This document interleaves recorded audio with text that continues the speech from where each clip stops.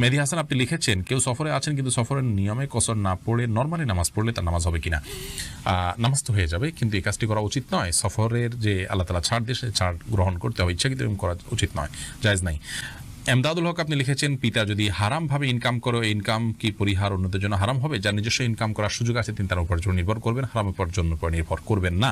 যদি অন্য কোনো উপার্জন না থাকে তাহলে সেক্ষেত্রে বিকল্প হিসাবে ছোট শিশু আছে, নিরুপায় আছে, আপনি আপনার জন্য এটা জায়েজ হবে।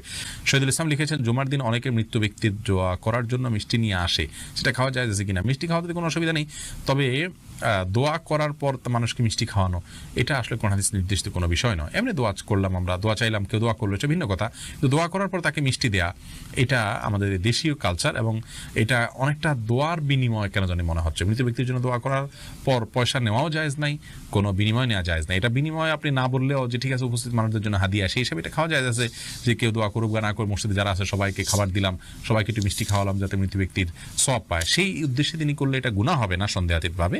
সেই জন্য বললাম এটা খাওয়া জায়েজ আছে, বাট দোয়া করেছেন তার জন্য মিষ্টি এরকম যেন না হয়। বিষয়টা, এই কালচারটা একটা পরিবর্তন আমাদের